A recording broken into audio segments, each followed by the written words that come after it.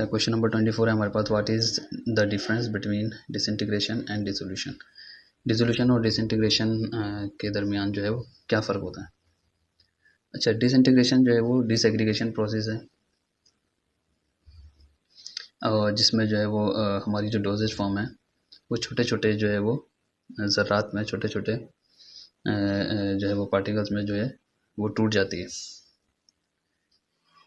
हम ये भी कह सकते हैं कि जो है वो dt जो है वो हमारा जो सॉलिड डोजेज यूनिफॉर्म है उसके टूटने का टाइम है, यानी जितने टाइम में जो है वो जो हमारा सॉलिड ये डोजेज फॉर्म है टूटने के लिए जितना टाइम लेता है वो उसका dt टाइम होता है। छोटे छोटे ज़रात में टूटने के लिए जो छोटे छोटे ज़रात ग्रेन्यूल्स में टूटने के लिए जो टाइम रिक्वायर्ड होता है वो dt है।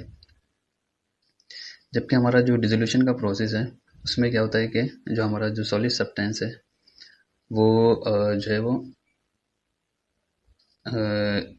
सोल्यूशन फॉर्म में आ जाता है, यानी हमारा जो सॉलिड सब्सटेंस है वो जो सॉल्वेंट के अंदर बाकायदा हल हो जाता है, सोल्यूशन हमारा क्लियर हो जाता है। तो वो जो हमारा सोल्यूशन तैयार होने का जो टाइम है, जितनी देर में तैयार होता है, तो वो हमारा डिसोल्यूशन टाइम होता है। और ये डिसोल्यूशन कहलाता है जब जो हमारा सॉलिड सब्सटेंस जो है वो सॉल्वेंट के अंदर हल होके बिल्कुल एक क्लियर जो है वो सोल्यूशन बना लेता है, तो ये डिसोल्यूशन कहलाती है।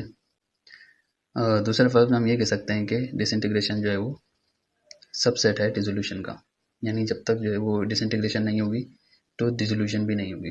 पहले डिसइंटीग्रेशन होती है, यानी पार्टिकल सॉलिड डोजेज फॉर्म जो है वो छोटे छोटे ज़रात में जो है वो टूटता है, फिर उसके बाद वो जो है वो सॉल्वेंट के अंदर बाकायदा हल होता है और फिर एक सोल्यूशन बना लेता है।